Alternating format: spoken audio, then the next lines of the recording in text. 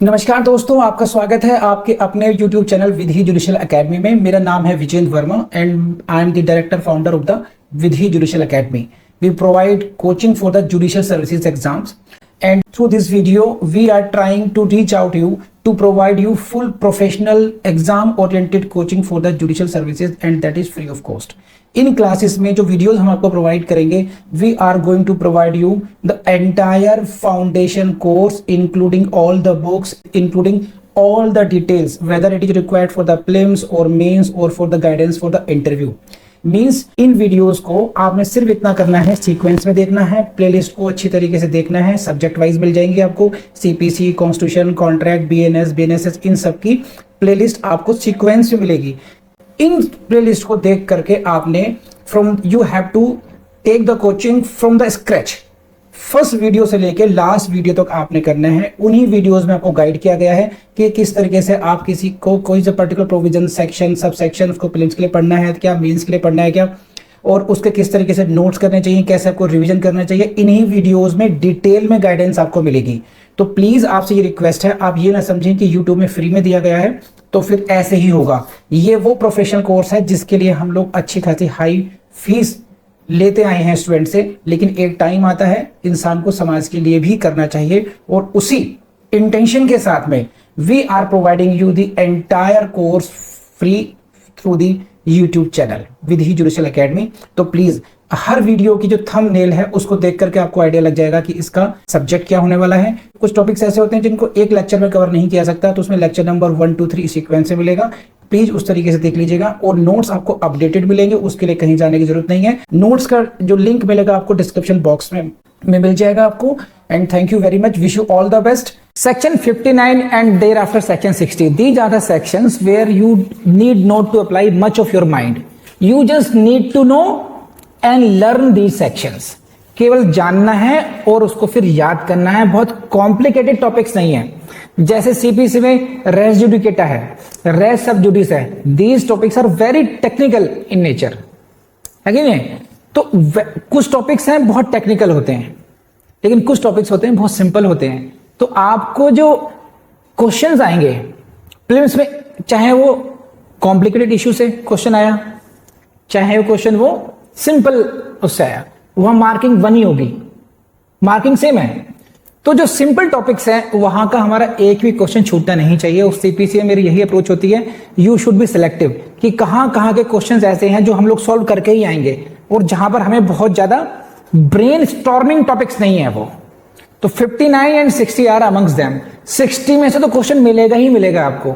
59 पढ़ना एक फॉर्मेलिटी है, पढ़ लेते हैं इसको। हेडिंग से क्वेश्चन आएगा, please see section 59, release on ground of illness. Which section deals with the release on ground of illness? Section is 59। This is the question of your prelims कि कौन सा सेक्शन इस हेडिंग को deal करता है, release on ground of illness. Simple सी बात है, बीमारी के आधार पर रिलीज होना कौन से सेक्शन में कहा गया है, उस सेक्शन का नंबर है 59। This is the question of prelims for you. क्या क्या मुश्किल है इसमें, डिटेल में पढ़ लेते हैं एक बार। देखिए क्या कहता है, at any time after a warrant for the arrest of a judgement debtor has been issued. कब वारंट हैज बीन इशूड? कौन सा warrant? Warrant for the arrest. किसकी arrest? Arrest of the judgement debtor. जिस व्यक्ति के विरुद्ध judgement pronounce हुआ है, डिक्री प्रोनाउंस हुई है, उसको हम क्या बोलते हैं? जजमेंट डेटर बोलते हैं। तो उसकी अरेस्ट के लिए वारंट ऑफ अरेस्ट इश्यू हो गया है। अभी अरेस्ट नहीं हुआ है, only this is what, at any time after a warrant for the arrest of a judgement debtor has been issued, the court may cancel it. Court cancel कर सकती है किस ग्राउंड पर?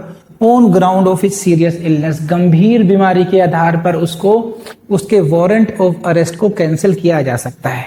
सिंपल सी बात, कर लेंगे।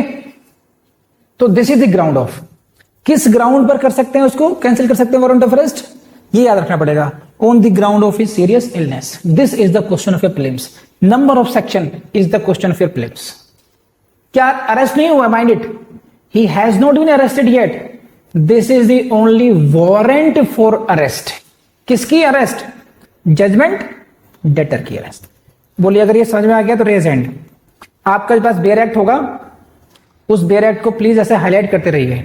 यही हाईलाइटेड पोर्शंस आपको बार बार रटने हैं। सेकंड देखिए, where a judgement debtor has been arrested. Now second category कौन सी आ गई? Now judgement debtor has been arrested, the court में release him if in its opinion he is not in a fit state of health to be detained in the civil prison. अगर court को लगता है, court की राय में, कि उसकी health इतनी सही नहीं है कि उसको सिविल प्रिजन में रखा जाए, तब भी कोर्ट उसको रिलीज कर सकती है।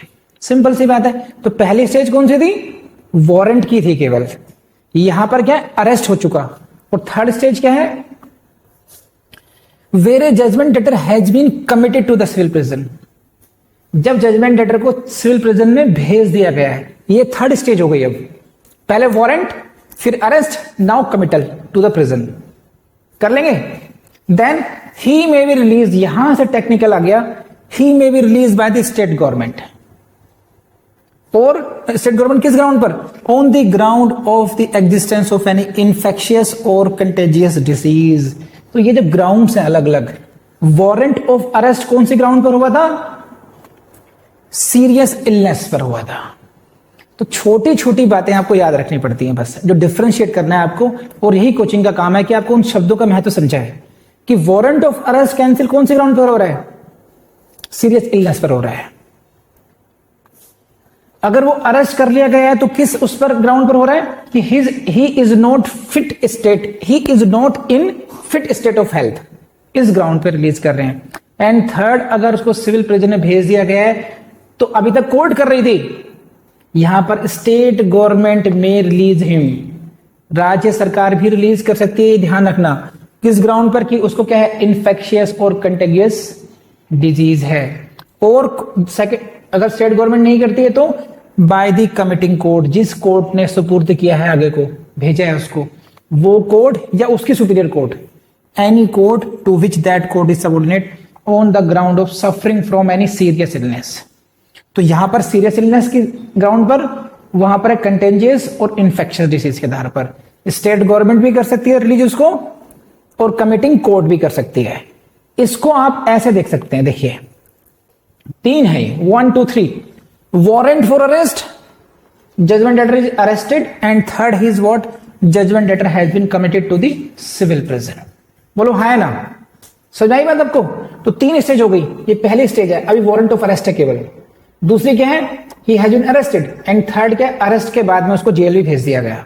तो जब कोर्ट में कैंसिल, पहली कैटेगरी में कोर्ट में release him, and again he may be release by state government as well as by the committing court. तो these are the key phrases to be learn by you for understanding section 59। समझ में आ गया आपको? नहीं? Last ये fourth, this is 59 fourth. Whether he can be rearrested? Yes, he can be rearrested. बीमारी के नाम पे छूट गए, निमोनिया हो गया, ये हो गया, वो हो गया, ठीक है भाई तू घर जा अपने। लेकिन a judgement debtor release under this section may be rearrested, उसको दोबारा अरेस्ट किया जा सकता है। इसका मतलब ये नहीं है कि एक बार आपको रिलीज कर दिया गया तो दोबारा अरेस्ट नहीं किया जाएगा। लेकिन एक ही राइडर है, but the period of his detention in the civil prison shall not in the aggregate exceed that prescribed by section 58। जो टोटल टाइम है उसका सिविल प्रिजन में रहने का मैक्सिमम कितना होता है? 3 months है कि नहीं है? या 2 weeks as per that compensation amount, decree amount. तो 3 महीने का अगर है, मान लीजिए 5,000 से अधिक का, यही है ना उसमें 58 में, देखो यही होगा 58 में। अगर 5,000 से ज्यादा का अमाउंट है तो कितने दिन रख सकते हैं उसको सिविल प्रिजन में? 3 months रख सकते हैं। तो अब मान लीजिए कोई व्यक्ति 10 दिन सिविल प्रिजन में रहा, और उसको बीमारी के नाम पर छोड़ दिया गया, अब दोबारा रीअरेस्ट कर रहे हैं, तब भी जो टोटल पीरियड है, जो 58 ने जो लिमिट बना रखी है, वो किसी भी सूरत में वो एक्सीड नहीं होनी चाहिए। आप ऐसे नहीं कह सकते 10 दिन बाद पहले चले गए थे तो दोबारा फिर 3 महीने के लिए जाओगे आप। तो 3 महीने से 10 दिन कम ही काटने पड़ेंगे आपको। मैक्सिमम जो लिमिट है 58 ने प्रिस्क्राइब कर दी है वो रहेगी, whether you are release earlier और नॉट। हो जाएगा। तो this is all about section 59। If you have understood this please raise hand. Video आपने देखा, thank you very much. And फिर एक टिप देता हूं आपको। देखिए, तो टिप ये है कि आपने अगर एक सब्जेक्ट कवर कर लिया है तो उस सब्जेक्ट का प्रीवियस ईयर्स का क्वेश्चन पेपर अपना सॉल्व कीजिए और फिर देखिए कितने क्वेश्चंस आपसे सॉल्व नहीं हुए हैं, और जितने क्वेश्चन सॉल्व नहीं हुए हैं फिर एनालिसिस कीजिए क्यों नहीं हुए। आपको डाउट था, आपको याद नहीं था, तो फोकस केवल उन्हीं पर करना है जो क्वेश्चन आपके सॉल्व नहीं हुए। जो क्वेश्चन सॉल्व हो चुके हैं उनको आप केवल रिवीजन में ले जाइए, and now start focusing only on the questions which you could not solve. और फिर देखना धीरे धीरे नंबर ऑफ क्वेश्चंस आपके रिड्यूस होने शुरू हो जाएंगे, और आपका जो मकसद होना चाहिए वो 100% परफॉर्मेंस पर होना चाहिए, और आप कर सकते हैं ऐसा, ये हमेशा विश्वास रखना है आपने। ठीक।